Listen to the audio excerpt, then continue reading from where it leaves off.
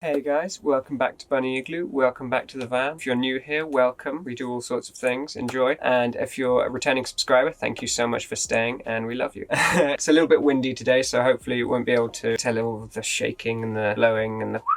So, I know everyone's sort of locked away with coronavirus going around, killing all sorts of people and spreading all sorts of havoc, including us, currently sort of isolating as well. So I thought I'd tell you a little bit of a story about when me and Shami went to Uganda and why and all the crazy things that happened there. So I think I'll start off in chronological order. So I'll start off starting off, it was before me and Shami were married, and in fact before we'd even moved in with each other. Shami was living at her sister's place and she had just moved out / escaped from her dad's. I was in my own little crappy ass house share in Epsom. We were quite serious, we were official girlfriend, boyfriend, we did everything together, spent as much time together as we could really. At her sister's, wasn't having the best time, to be honest. She's not that nice to you. But that aside, family, everyone's family is interesting and unique and has their own interesting quirks, if you can call it that. Anyway, she was actually getting married to her fiance in Uganda with her kid, and she invited us along. So we got invited to Uganda. We were pretty broke at the time,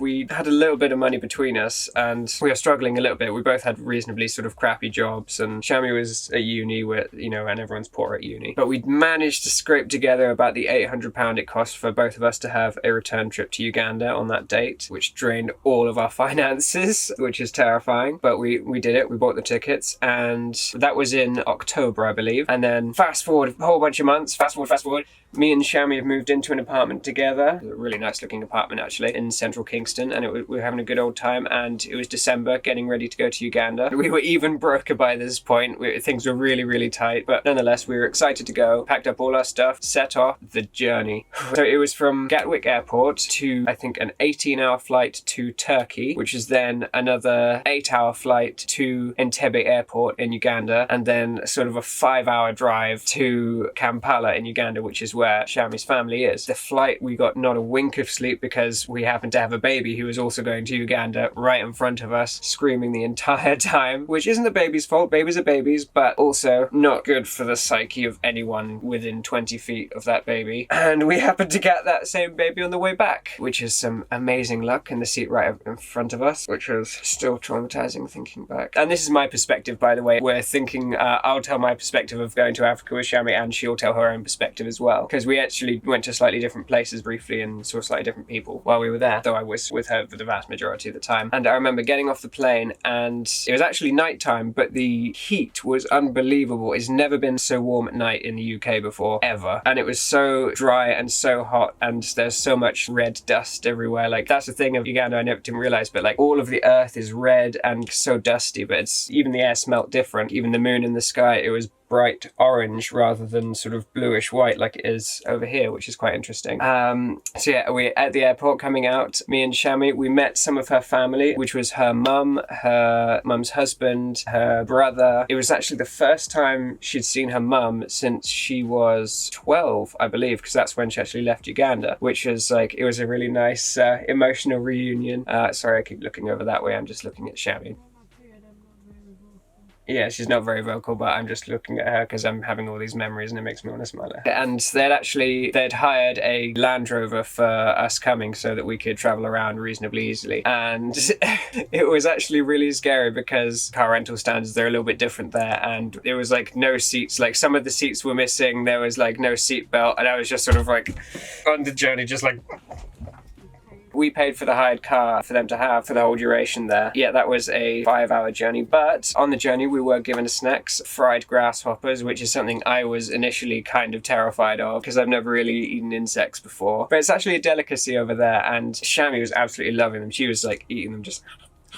She got me into trying them, and they were actually really, really good. They tasted just like bacon, and they had the same texture as crispy bacon as well, which is quite amazing. I'd actually highly recommend them if you go there, but they have to be in the right season as well. So they're a really nice traditional seasonal food over there. So yeah, we were at that rather scary journey for 5 hours because the roads are actually in really sort of poor condition. So it's very, very scary. One thing I'd have to say, probably the most scariest and dangerous bit of being around in Uganda was the traffic and the road conditions and stuff. Other than that, the people were so friendly, so inviting, so welcoming. I got stared at a lot. I will say I got stared at so much. Anyone saw me, they'd be like,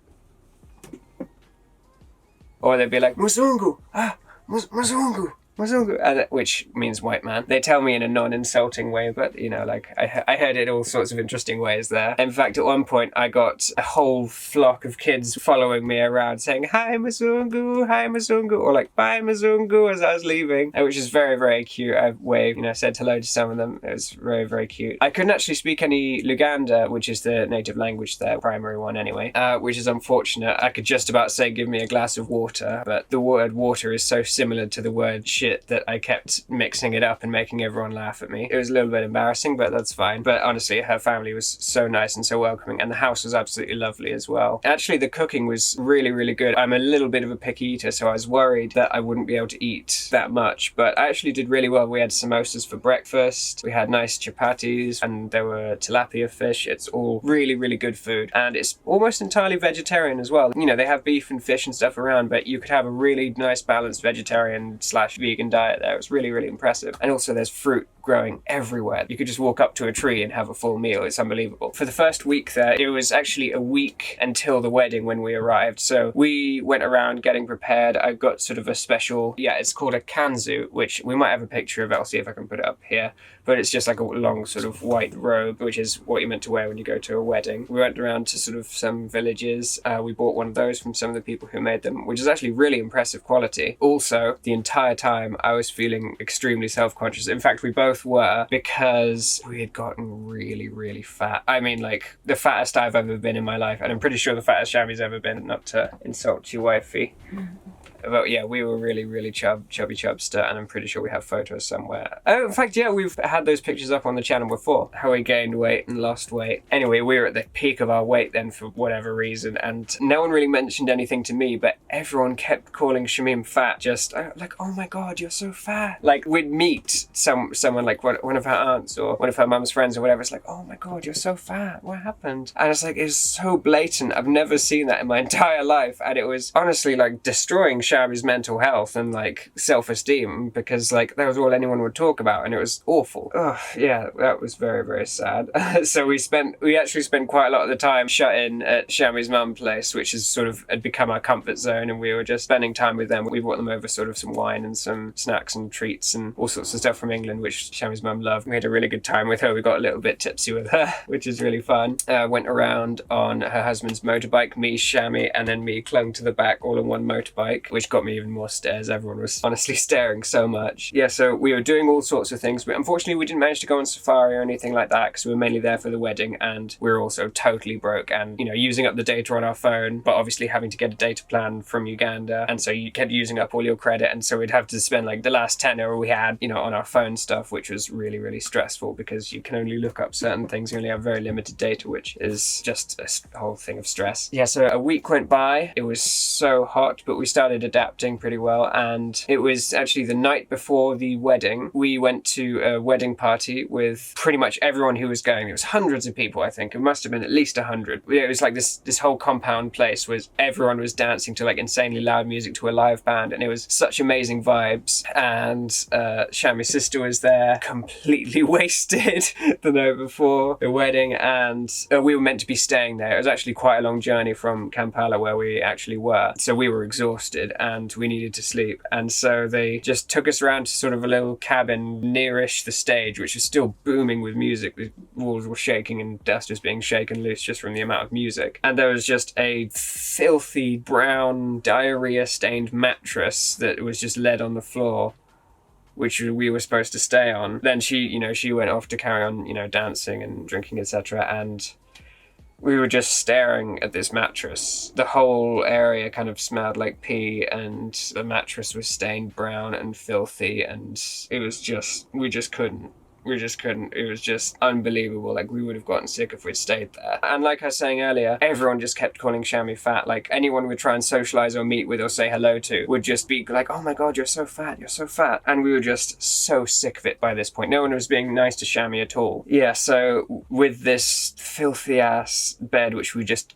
couldn't bring ourselves to touch. We just couldn't. It was just too awful. And we wouldn't have gotten the slightest bit of sleep anyway, because there was just, it smelled horrible, and the music was booming like so loud, and it was already 4 a.m. Yeah, we just couldn't. We just reached our breaking point. So we kind of broke, and I kind of had to feign illness. I was like, it's like I basically just acted like I'd gotten sick from something I'd eaten or like something I'd caught. I was actually a very good actor, acting very dazed and confused, and I even sort of somehow gave myself a fever, which was kind of ridiculous. Like people were like, oh my god, he's so hot and so clammy. And so Shami's mum and her husband took us in the car and we drove away. They were in on it too, and as soon as we were gone, we were just sort of pissing ourselves laughing, like, oh my god, we couldn't believe like how mean people were being. I can't believe we sort of pulled off this escape heist. I don't know what you call it. And for the next few days, like until, you know, our plane ticket was set to leave, we mostly just sort of hid away in Shami's mum's house again, sort of in our comfort zone, just, you know, helping out around the place, talking, you know, Shami catching up with her mum, all of that. And I got to play some football with her younger brother, Shadrach, as well, who is the coolest little guy. Honestly, I love him. Oh, one thing I forgot from earlier, we were staying with pretty much just with Shami's mum, not the rest of them. And Shami's dad's side of the family, some of them are really not nice, especially to Shamim. Shami's dad's sort of closest family, and basically they weren't being that nice to her. She had actually like ran away and stayed at her mum's beforehand just because of how awful, especially her uncle had been to her. And so she got pushed into being sort of obligated to go and visit them whilst we were there, because everyone was just telling her to and said, oh, you have to, they're your family, and we just got pressured into it. So she was gone in the car. I didn't actually go in. I didn't entirely know what was going on, to be honest, but I was just sat in the car with, you know, some of them, and then she'd gone for like an hour, and then she came back completely in tears, crying in so much distress, and it was just awful. They'd been to her, and they were all just like, her gran refused to speak to her, her uncle was yelling at her while he was there. Basically everything she'd went to get away from was, nothing had changed the entire time. Must have been 10 years that she was away, nothing had changed. So yeah, she came back, and I was just like, we were in so much distress because of how awful she was feeling, and honestly we just wanted to go home because chances are we were going to end up seeing them again. We actually wanted to get an earlier flight home because we were sort of feeling really awful. We were worried about running into them, you know, we felt a little bit trapped in the place. It had sort of stopped being a good time. The naturey stuff was absolutely wonderful walking around in there, but you know, we'd seen the people we'd want to see, and some of the not so nice people were giving Shami a hard time and, you know, making things just not as fun as it could have been. So yeah, so we couldn't end up getting an earlier flight back. It was all just, you know, too many bookings, or you would have had to pay £200 to kick someone else off an earlier flight, and we were so broke at the time. And so I had even called my family to ask about it, and they were panicking because, you know, they could tell how much distress I was in, and so they were trying to get earlier flights and stuff back, and you know, there was all sorts of panic going on, but we managed to stick it out for that. It was 1 week. Yeah. Oh, I thought it was 2 weeks. Oh, my mistake. It was actually 1 week. I completely thought it was 2 weeks. I don't know why. I have no idea why. I think that was our initial plan, but we ended up going for 1 week. But yeah, I think it was so for those like last 3 or 4 days, I think, that we were struggling. But yeah, we managed to get back, went back to our flight, said goodbye to your mum and Shadrach and her husband, and, you know, got back on our plane, and it was just, the journey back was just as arduous, to be honest. It was another 8-hour flight from Entebbe airport to Istanbul airport in Turkey, and then another 18-hour flight back into the immediate freezing cold of UK December, and our bus actually stopped before the stop we wanted, and so we had to drag our massive heavy suitcases halfway through Kingston to get back to our place, and we were absolutely frozen, and we just wanted to just collapse in the door, basically. Overall, the trip was a positive. We got to see Shami's family, the nice ones, for a good amount of time. You know, it was really nice meeting them, and, you know, sort of, it was really nice meeting one of Shami's parents, because until then I hadn't even met them or really spoken to them properly. So yeah, so it was really good meeting Shami's mum and her younger brother, and it was really nice seeing them all. It's just Shami's dad's side of the family, a lot of them can be not very nice, or too pressury, or too full on, and it can be a bit too much. So yeah, sort of, it was mixed, but it was the country itself, Uganda, we both absolutely want to go back there, but we want to go back there on our terms. Part of the reason the trip became difficult was because it was on her sister's terms, because, you know, it was invited to her wedding, and then, you know, her family essentially tried to just get into her head and get her back into the sort of, oh, you have to do what your family says kind of mentality, which isn't the right thing for Shami. She needs to do her own thing, and she needs to actually be happy and not be repressed. We intend to go back completely on our terms, maybe even not tell anyone. I might not add this in the video just so people don't know. Well, they won't know. They won't know. They won't know when. We could be there right now. that'd be amazing. I know traveling for COVID-19, but if we were already there, we'd just like, it would have been perfect because there's food everywhere and we wouldn't have to worry about getting infected there because it's nowhere near as big as an outbreak as the UK. I hope I gave you a little bit of an entertaining story. I kind of haven't spoken to many of the people since, and I think Shammy's sister forever hates me for kind of causing Shammy to not be at the wedding. You know, you got to do what you got to do to survive. We couldn't have done it. We couldn't have done it, and it would have just been a mess, and I would have genuinely gotten sick. So I don't regret doing what we did. Was it rude? Yes. It was, yes, but it's better than being like, oh God, this is too horrible. I'm leaving you and we're not doing this. I don't think it was rude. I think them giving us that bit was rude. You know what? Her sister is always trying to have like jabs at her and is always like kind of mean to her. Even when she's trying to be nice, she's usually kind of mean to her. So that could have been some kind of deliberate down-putting or jab. We don't even know, but either way, we weren't going to sleep on that bed or on that mattress or basically sleep right next to the toilets, which is where it smelled like it was. Yeah.